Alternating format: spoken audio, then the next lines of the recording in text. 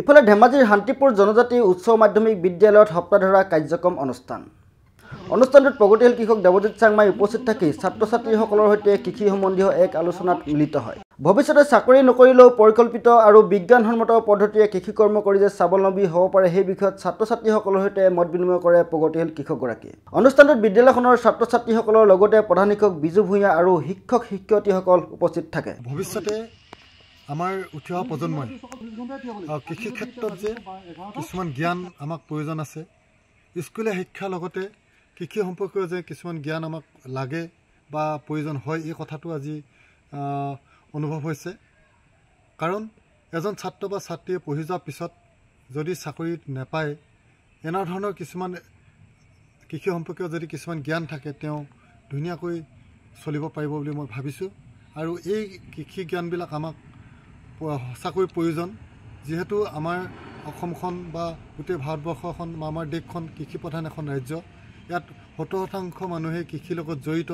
গতিকে কৃষি ক্ষেত্ৰখনত আগবাঢ়ি যাবলগীয়া হ'লে আমি স্কুলৰ লগতে কলেজ হওক, স্কুল হওক, আমাৰ সকলোবিলাকতে আমাৰ ছাত্ৰ ছাত্ৰীসকলক উঠি অহা প্ৰজন্মক কৃষি ক্ষেত্ৰখনত কৃষি জ্ঞানবিলাক দিয়াটো অত্যন্তই প্ৰয়োজন। প্ৰশিক্ষণৰ পৰা বহুত উপকৃত হৈছোঁ আৰু ভৱিষ্যতলৈ এই প্ৰশিক্ষণৰ পৰা বিজ্ঞানসন্মত খেতি কৰাৰ কাম আহিব বুলি।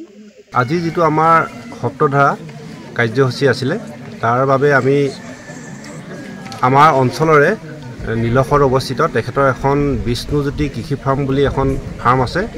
আমি প্ৰায় তেখেতৰ ওচৰলৈ গৈ থাকোঁ। তেখেতে যি ধৰণে তেখেতৰ ফাৰ্মখন ইমান সুন্দৰভাৱে আয়োজন কৰিছে, তেখেতে তাত দেখিছোঁ আমি বীজ জলকীয়া পুলি আৰু বিভিন্ন ধৰণৰ উদ্যান শস্য তেওঁ উৎপাদন কৰিছে। আৰু সেইকাৰণে আমি তেখেতক আজি আমাৰ ছাত্ৰ ছাত্ৰীসকলক কিছু সেই সম্পৰ্কীয় জ্ঞান দিবৰ বাবে তেখেতক আমি আজি নিমন্ত্ৰণ কৰি মাতিছিলোঁ। আৰু তেখেতে যি ধৰণে আমাৰ ছাত্ৰ ছাত্ৰীক ধান খেতি হওক বা মুগা সূতা আৰু বিভিন্ন ধৰণৰ উদ্যান শস্যৰ দ্বাৰা কিদৰে বিজ্ঞানসন্মতভাৱে খেতি কৰি অধিক লাভৱান হ'ব পাৰি, সেই বিষয়ে আমাৰ ছাত্ৰ ছাত্ৰীক যথেষ্ট তেখেতৰ দিহা পৰামৰ্শ আগবঢ়ালে।